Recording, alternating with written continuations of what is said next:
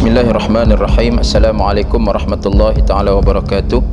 Alhamdulillah wassalatu wassalamu ala rasulillah wa ala alihi wa sahbihi ajma'in.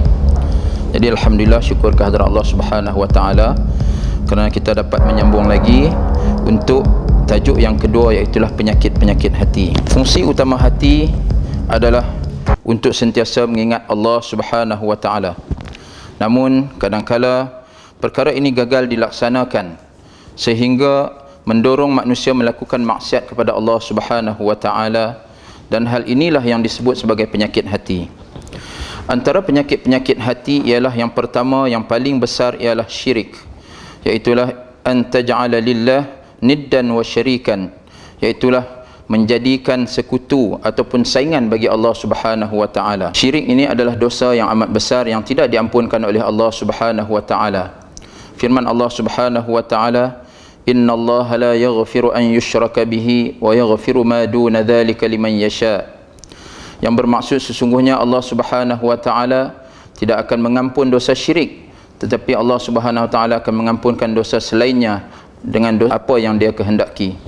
Jadi tuan-tuan muslimin muslimat yang dirahmati Allah subhanahu wa ta'ala sekalian, antara penyakit hati yang lain pula adalah takabbur, iaitulah menolak kebenaran dan melecehkan manusia yang lain.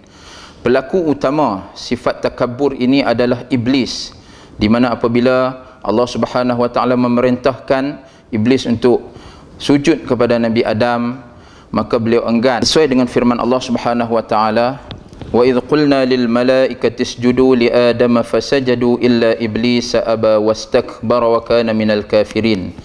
Yang bermaksud, dan kami telah berfirman kepada malaikat untuk tunduk, yakni memberi hormat kepada Nabi Adam, maka mereka pun sujud kecualilah iblis yang enggan dan bertakabbur, dan ia adalah tergolong di dalam golongan-golongan yang kufur. Muslimin muslimat yang dirahmati Allah subhanahu wa ta'ala sekalian, di antara penyakit hati yang lain juga adalah sifat tamak, iaitulah apabila sifat ini wujud pada hati manusia, dia tidak akan dapat merasa puas dengan apa yang ada.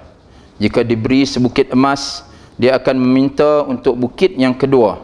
Begitulah seterusnya, sesuai dengan firman Allah subhanahu wa ta'ala, wa tuhibbunal mala hubban jamma, iaitulah dalam surah Al-Fajr ayat 20. Dan kamu mencintai harta dengan kecintaan yang berlebihan. Penyakit hati yang seterusnya adalah iri hati dan dengki. Dan peristiwa pertama yang berlaku akibat daripada iri hati dan dengki ini adalah peristiwa pembunuhan Habil oleh Qabil akibat iri hati dan dengki. Maksud dengki boleh dilihat di dalam firman Allah subhanahu wa ta'ala di dalam surah Ali Imran ayat 120, in tamsaskum hasanatun tasu'hum wa in tusibkum sayyi'atun yafrahu biha. Yang bermaksud, kalau kamu beroleh kebaikan, yakni kemakmuran dan kemenangan, maka yang demikian akan menyakitkan hati mereka, dan jika kamu ditimpa bencana, mereka akan bergembira. Itulah yang dimaksudkan dengan iri hati dan dengki. Penyakit hati yang seterusnya adalah riak. Riak ini adalah melakukan sesuatu perbuatan itu untuk menunjuk-nunjuk dan bukanlah diniatkan kerana Allah subhanahu wa ta'ala. Riak boleh dilihat apabila berada di kalangan orang ramai yang melaksanakan sesuatu ibadah itu dengan sempurna, dan jika ia melakukan berseorangan, ia akan melaksanakan dengan sambil lewa dan tidak dengan bersungguh-sungguh. Tuan-tuan muslimin yang muslimat yang dirahmati Allah subhanahu wa ta'ala sekalian, itulah di antara beberapa penyakit hati yang terdapat di dalam masyarakat kita pada hari ini. Dan kita berdoa semoga Allah subhanahu wa ta'ala dapat menjauhkan kita daripada penyakit-penyakit hati ini, dan moga-moga Allah subhanahu wa ta'ala memberi petunjuk kepada kita, dan kita hendaklah banyakkan berdoa kepada Allah subhanahu wa ta'ala supaya dilindungi daripada penyakit hati.